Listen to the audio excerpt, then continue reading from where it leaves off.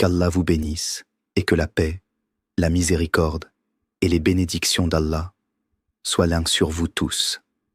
Aujourd'hui, nous allons parler d'un sujet qui touche le cœur de chaque croyant, un sujet que beaucoup se posent en silence, sans jamais oser le formuler à voix haute.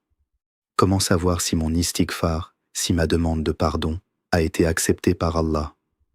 Et pourquoi souvent, juste après avoir demandé pardon avec sincérité, la vie semble devenir plus difficile au lieu de devenir plus légère?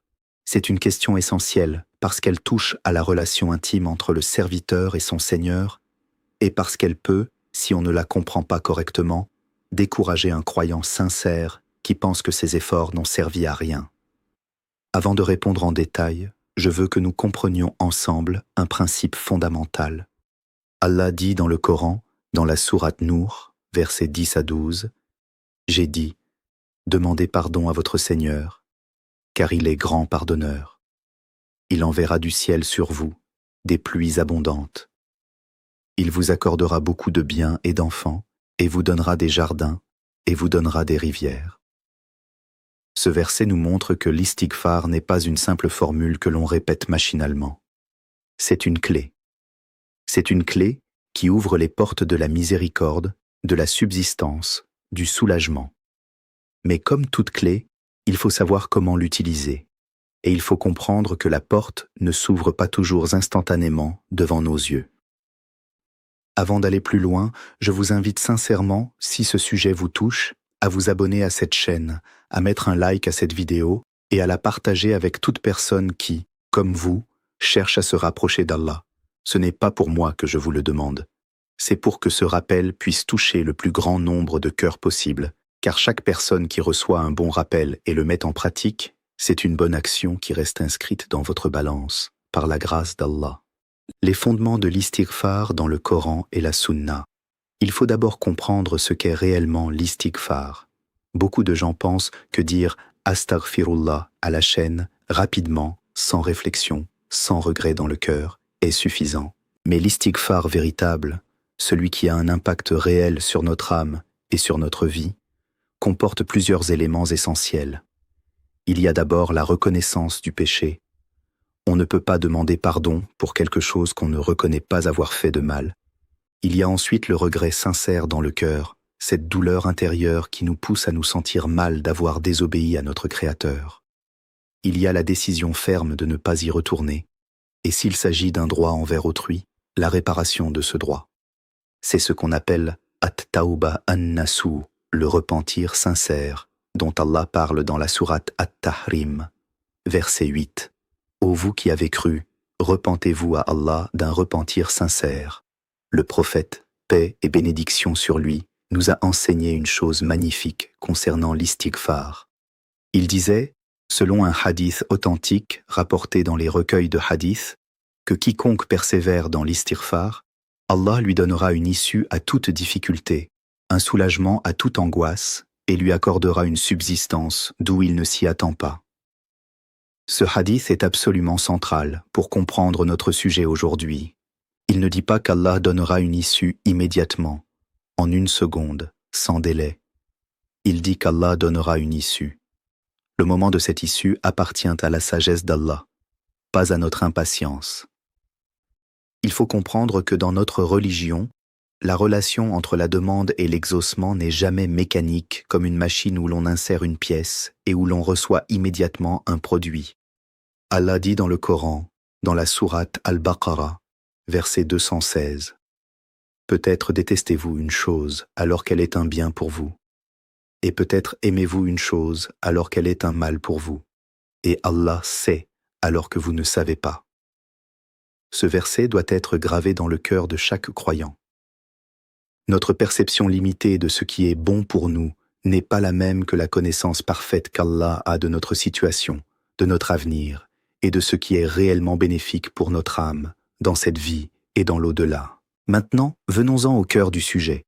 Quels sont les signes que notre istighfar a été accepté par Allah? Le premier signe, et c'est peut-être le plus important, c'est un changement intérieur.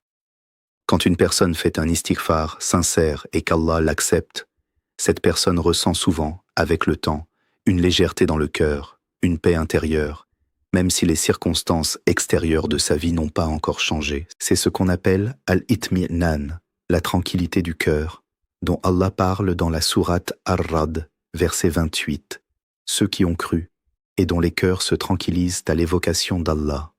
Oui, c'est par l'évocation d'Allah que les cœurs se tranquillisent. Le deuxième signe est le désir renouvelé de faire de bonnes actions. Quand Allah accepte le repentir d'un serviteur, il ouvre souvent devant lui des portes de bonnes actions qu'il n'avait pas avant. Cette personne se retrouve à vouloir prier davantage, à vouloir lire le Coran, à vouloir aider les autres, alors qu'avant, elle n'en avait pas l'envie. C'est un signe extrêmement puissant, parce que le shaitan, lui, pousse toujours vers la paresse, dans l'adoration. Donc quand vous remarquez en vous-même une envie sincère de vous rapprocher d'Allah après un istighfar, sachez que c'est un très bon signe, Inch'Allah. Le troisième signe, c'est l'éloignement naturel du péché qui a été commis. Une personne dont l'istighfar est sincère et accepté ressent une forme de dégoût envers le péché qu'elle a commis. Elle ne cherche plus les occasions d'y retomber, et même si le shaitan la tente, elle ressent une résistance intérieure, une force qui n'était pas là avant. C'est un signe que le cœur a été purifié, du moins en partie, par cet istighfar. Avant de continuer avec les signes suivants et surtout avant d'aborder la question des épreuves qui suivent souvent l'istighfar, je vous rappelle encore une fois de vous abonner à cette chaîne si vous n'êtes pas encore abonné, de mettre un like à cette vidéo pour qu'elle puisse toucher davantage de personnes et de la partager avec vos proches, vos frères et sœurs en islam, ou même toute personne qui pourrait bénéficier de ce rappel, qu'elle soit musulmane ou simplement curieuse de comprendre notre religion. Le prophète, paix sur lui, a dit que celui qui guide vers un bien a une récompense semblable à celui qui l'accomplit. Alors partager ce rappel, c'est aussi participer à une bonne action collective. Pourquoi l'épreuve vient souvent avant le soulagement?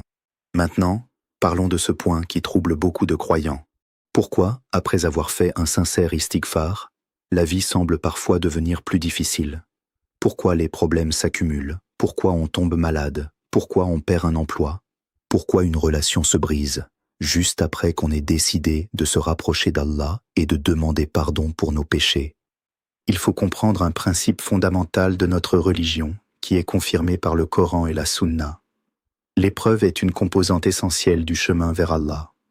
Allah dit dans la sourate Al-Ankabut, versets 2 et 3, « Est-ce que les gens pensent qu'on les laissera dire « Nous croyons » sans les éprouver? Nous avons certes éprouvé ceux qui vécurent avant eux, afin qu'Allah distingue ceux qui disent la vérité de ceux qui mentent. » Ce verset nous montre que la foi elle-même, la simple déclaration de croyance, n'est jamais laissée sans épreuve. Alors comment pourrait-on penser que le repentir, qui est une étape encore plus élevée, une purification de l'âme, se ferait sans aucune difficulté? Il y a plusieurs sagesses derrière ce principe, et je vais vous les expliquer une par une, avec des preuves du Coran et de la Sunna, et des exemples concrets pour que ce soit bien clair dans votre cœur. La première sagesse, c'est que l'épreuve après le repentir sert à purifier davantage le serviteur. Le prophète, paix et bénédiction sur lui, a dit dans un hadith authentique rapporté par l'imam al-Bukhari que rien n'atteint le musulman, ni fatigue, ni maladie, ni souci, ni tristesse, ni gêne, ni chagrin, pas même une épine qui le pique, sans qu'Allah n'expie par cela une partie de ses péchés. Donc, quand une personne fait istighfar et qu'ensuite elle traverse une épreuve, cette épreuve elle-même peut être la manifestation concrète de l'acceptation de son istighfar, parce qu'Allah utilise cette épreuve pour effacer davantage ses péchés et élever son rang. La deuxième sagesse, c'est qu'Allah veut tester la sincérité de notre repentir. Il est facile de dire « Astaghfirullah » quand tout va bien dans notre vie. Mais la vraie question est-ce que nous restons fermes dans notre repentir, dans notre adoration, dans notre confiance en Allah, quand les difficultés arrivent? C'est exactement ce qu'Allah dit dans la sourate Al-Baqarah, versets 155 et 156.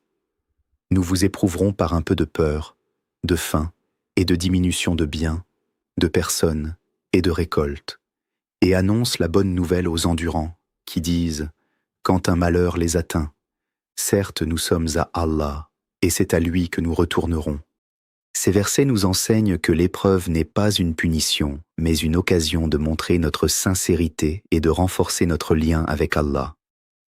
La troisième sagesse, et celle-ci est absolument magnifique, c'est que l'épreuve après l'istighfar est souvent le signe qu'Allah prépare le serviteur à recevoir quelque chose de meilleur. Pensez à l'histoire du prophète Aïyoub, paix sur lui.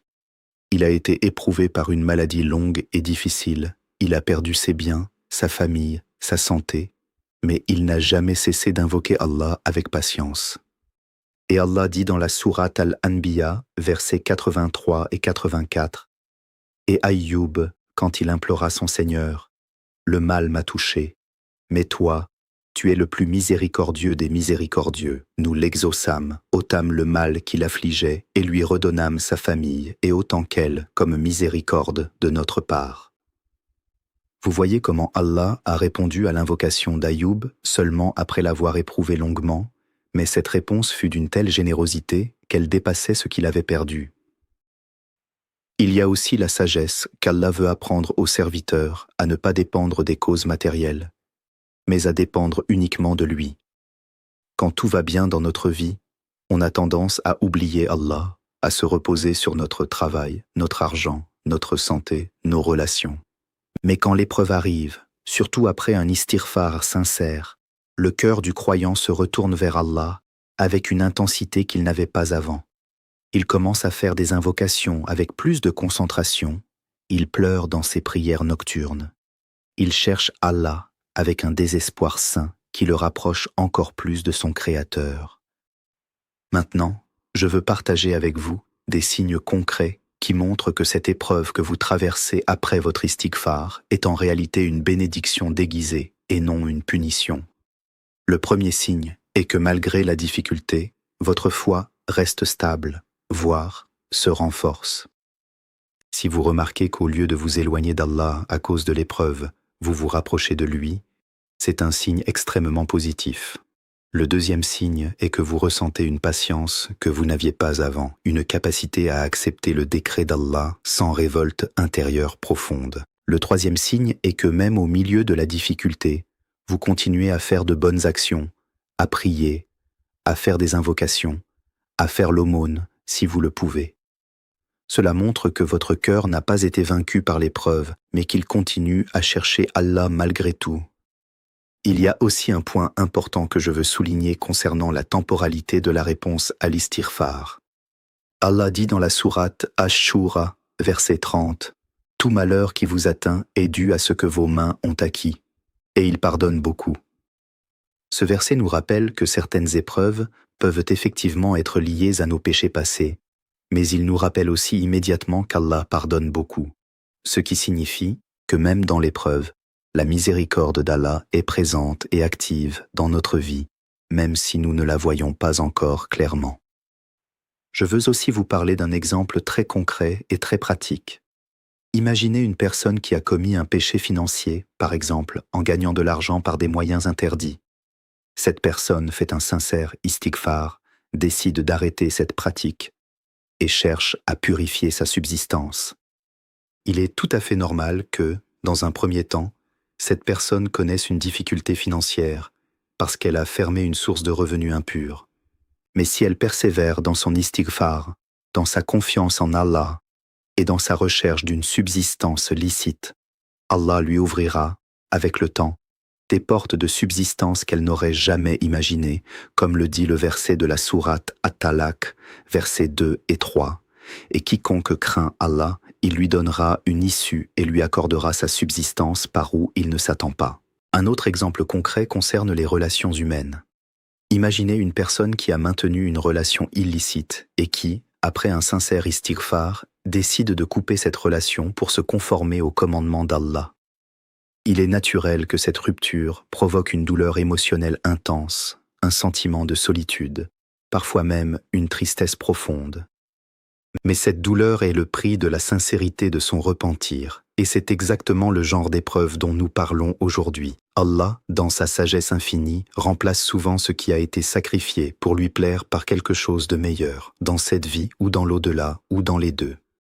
Il est également important de comprendre que l'épreuve après l'istighfar n'est pas systématique dans son intensité pour tout le monde.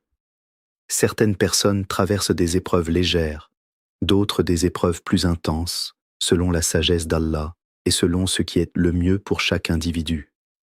Il ne faut jamais comparer notre épreuve à celle d'une autre personne, car Allah connaît parfaitement ce dont chaque âme a besoin pour se purifier et grandir spirituellement.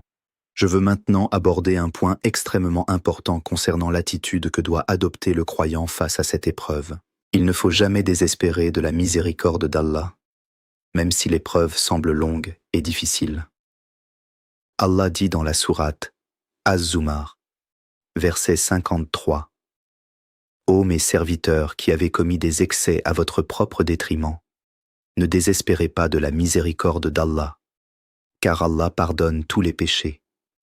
Oui, c'est lui le pardonneur, le très miséricordieux. » Ce verset est l'un des versets les plus puissants du Coran concernant la miséricorde divine, et il doit être notre refuge chaque fois que nous doutons de l'acceptation de notre istighfar à cause des difficultés que nous traversons.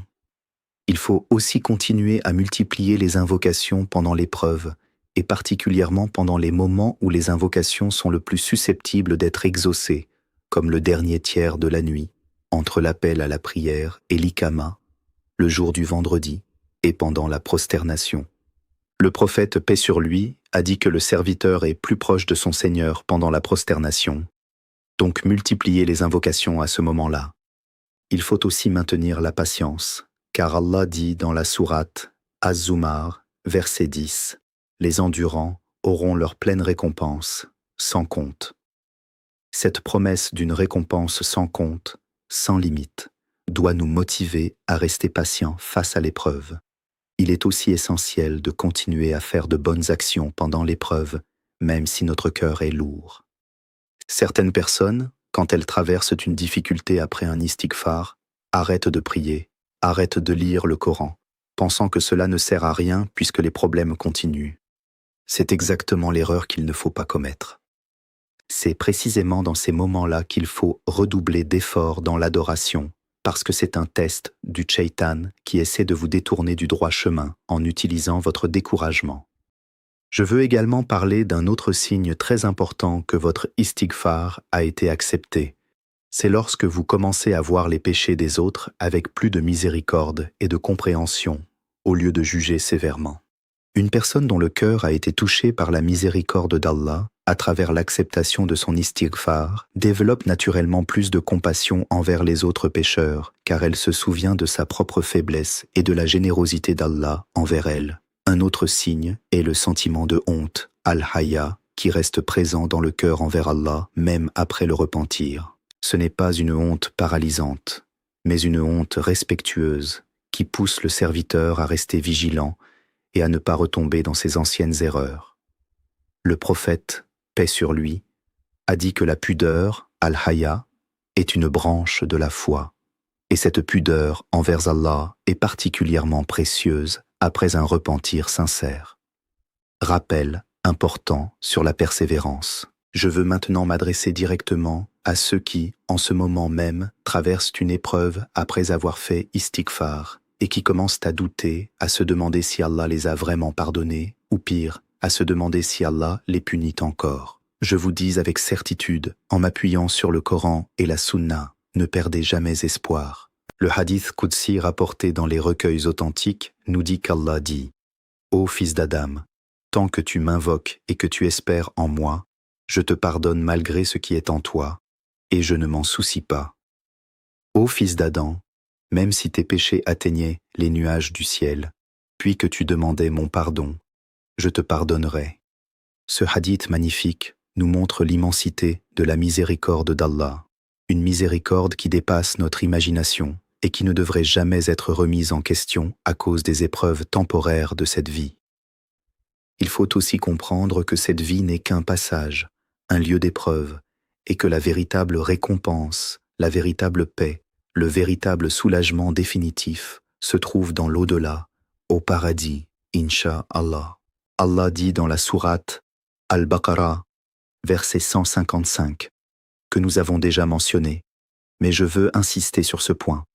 Les épreuves de cette vie sont temporaires, mais la récompense de la patience est éternelle.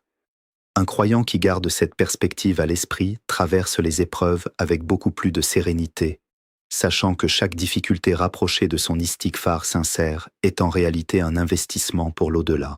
Nous arrivons maintenant à la fin de ce rappel, et je veux résumer avec vous les points essentiels que nous avons abordés aujourd'hui. Nous avons appris que l'istighfar véritable nécessite une reconnaissance du péché, un regret sincère, une décision ferme de ne pas y retourner, et la réparation des droits d'autrui si nécessaire. Nous avons appris que les signes de l'acceptation de l'istighfar incluent la tranquillité du cœur, le désir renouvelé de bonnes actions, l'éloignement naturel du péché, une compassion accrue envers les autres et une pudeur respectueuse envers Allah. Nous avons également compris pourquoi, souvent, une épreuve suit l'istighfar sincère, pour purifier davantage le serviteur, pour tester la sincérité de son repentir, pour le préparer à recevoir quelque chose de meilleur et pour lui apprendre à dépendre uniquement d'Allah plutôt que des causes matérielles. Nous avons vu, à travers l'exemple du prophète Aïoub et à travers de nombreux versets du Coran, que cette épreuve n'est jamais une punition pour celui qui se repent sincèrement, mais plutôt une étape nécessaire vers un soulagement encore plus grand, dans cette vie ou dans l'au-delà.